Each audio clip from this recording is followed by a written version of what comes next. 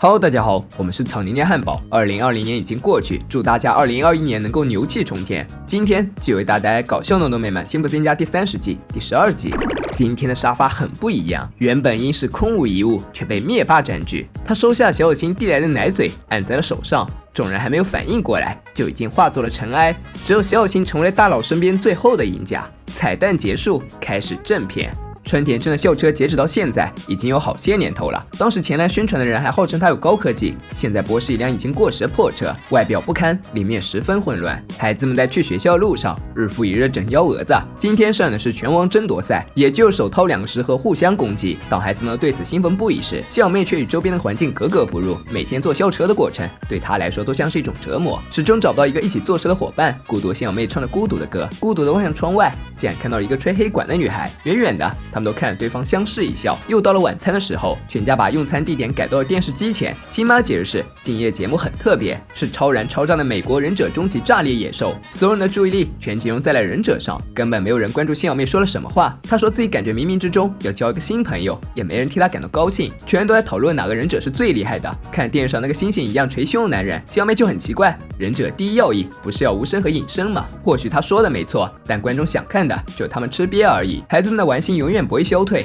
这天，他们又开始了背包大战。在被无辜波及之后，小妹终于生气了，她让奥拓停车，要去寻找一个平和之处。刚好这里只有那黑管女孩居住的社区，沿熙熙攘攘街道一路往回走。小妹找到那个黑管女孩的住宅，还没进门，她又听到女孩的哭泣声，发现门没关，她就走了进去。这房间的布置十分富有艺术气息，到处是艺术品、文学书籍。小妹一边走着，一边大声报告自己的方位，以免吓到正在哭泣的女孩。可能是太过伤心，女孩没有回应她，于是新小妹小心翼翼地上了楼，来到她的房间。趁这女孩还没有说话，她要介绍自己的名字，已在校上见过她。陌生人进门，这女孩倒也淡定。经过一番询问，小妹才知道这女孩是为太平洋垃圾覆盖面积增加而伤心，本想听一首斯坦盖茨的海豚缓解一下，结果因为太美妙又哭了起来。小妹一听，天哪，这不就是自己失散多年的好朋友吗？我也能给女孩留个好印象。她说自己会吹萨克斯，巧了不是？女孩家里刚好就有几个，两人就在这里合奏了起来。鉴于以前交友经验，小妹觉得他们的结局一定好不了。太巧了，这女孩也是这么想的，发现彼此有这么多共同的点，男孩有过管别的，于是他们又合作了起来。傍晚的时候，女孩萨姆的父母回来了，吃饭的时候，小妹礼貌询问他们的工作。萨姆妈妈是个海洋生物学家，原本是个即兴表演演员，有一次观众让她演这个，然后她就爱上这个职业，并把它变成自己的工作。他们家的氛围极好，母女俩还会在本子上记下对方说过的金句。晚饭过后，她的爸爸妈妈会一起合奏，他们十分甜蜜，宛如一对神仙眷侣。而家里的晚饭是那么令人失望，父子俩总是因为小事而争吵，她说话的时候也没有人在听。小妹询问妈妈为什么每天都要一起吃晚饭，新妈回答她这是为了家庭的和睦，可是他们都不怎么交流，似乎和和睦也没有什么关系。而在别人家，萨姆爸爸知道新小妹是素食主义者，就问她是否建议他们在她面前吃肉。他没有想到她还会询问自己的意见。小妹感动地说都不用吃甜点了，因为这份体贴就已经让她觉得足够甜蜜了。听到这么好的句子，萨姆妈妈忙记录了下来。他们都觉得从新小妹的言谈举止来看，她的家人也一定十分风趣，但事实上大家都知道并非如此。新小妹极力去掩饰，只是说不想去吹捧家人。萨姆爸爸很遗憾没有机会见到他们，因为他们很快就要搬家了，现在只能通过新小妹的描述了解她家人。为了给如此完美的家庭留个好印象，新小妹将爸爸描述成了一个雕刻家，而妈妈则是一位化学家，就连小新在她描述中都有一席之地，说她是位非语言沟通专业的教授。估计小新那样有点不太好编，所以新小妹说自己并没有兄弟。送新小妹回家的路上，车上电台在讨论全球变暖有关课题，还真是处处都是如此完美。不过新小妹没能享受多久，因为她就快要到家了。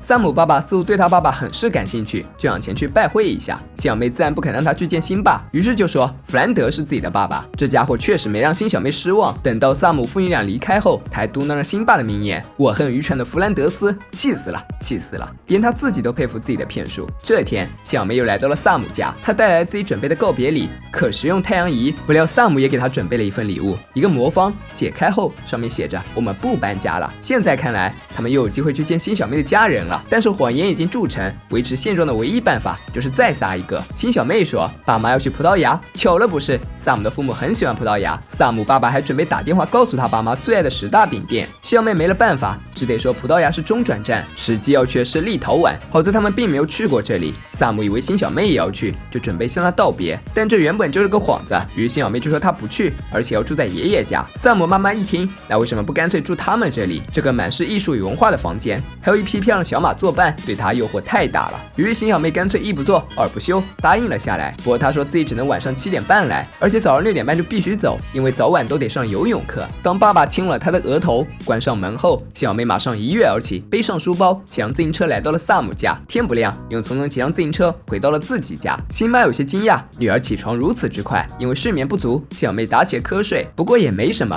胡福老师也睡着了。面对教养自己的糊涂虫，小妹说自己正在欺骗所爱之人，可是却感觉十分激动。糊涂虫一听，回了一句：谎言就像星星，总是会出现的。小妹震惊了，这家伙还真是不鸣则已，一鸣惊人啊！不过接下来的发展就不太正常了。于是辛小妹偷偷溜走了。晚上，辛小妹又故技重施，然而她刚走到自行车旁，就被辛妈救住了。她在弗兰德那里得知真相，自己的女儿一直在见另一个家庭。弗兰德现在已经沉迷于扮演辛爸，无法自拔了，连核电厂的工作他都给承包了。辛小妹向爸妈认错，她说自己也不想撒谎，可就是停不下来，那感觉就像是上瘾了一样。辛爸安慰女儿：我知道你的妈妈有很多的问题，但很多人都喜欢她呀，妈妈不是问题，那就是小心。我知道她不会说话。辛妈打断丈夫的话：你还不明白吗？是我们所有人，她以我们为耻。她知道自己不是女儿口中的化学家。辛妈有些委屈，她却连大学都没有读完，但每天都在努力让女儿的生活变得更好。辛妈让女儿现在就去给那家人打电话，邀请他们过来一起吃个晚饭。小妹没了办法，只得照办。那家人答应了，周六7点会准时到。周六的晚上，辛妈在房间里不安地踱来踱去，她不想家庭成为女儿眼中的耻辱，想让家人们给萨姆家留个好印象。辛妈给丈夫准备了一张小卡片，上面写了她在晚餐时候要说的4句话。她不想让丈夫伪装成别人与人交往，但也不想让人知道她真实的模样，所以叮嘱她只能说这4句话。萨姆爸爸非常健谈，但再好的话题也有穷尽的时候，而辛爸手中的4句话都是随声附和，所以萨姆爸爸虽然聊得很开心，但他想要知道辛爸对什么比较感兴趣。这下所有人都紧张了起来，毕竟像辛爸这样说话不经过脑子的，搞砸这次晚餐，也许就是他一句话的事情。时间1分1秒的流逝，辛爸小心翼翼地问了一句：你喜欢啤酒吗？好在萨姆爸爸也说超级喜欢，算是解除了危机。萨姆妈妈很高兴结识如此可爱的家庭，但辛小妹的心却已经被内疚填满。你不应该高兴，关于我的家人，我说了谎，欺骗对自己深信不疑的人，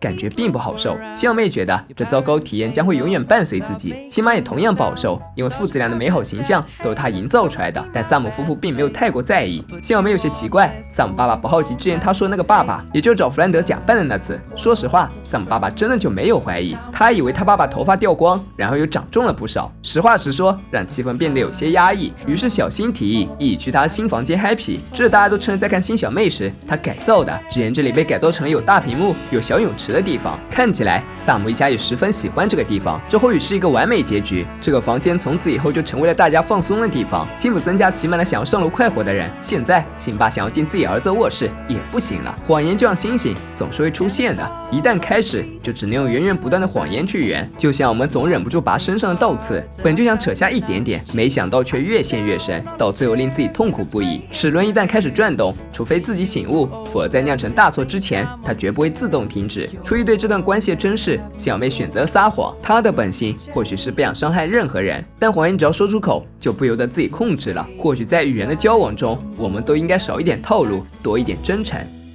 本期视频就到这里了，喜欢小伙伴别忘点赞、评论、关注，咱们下期见，拜拜。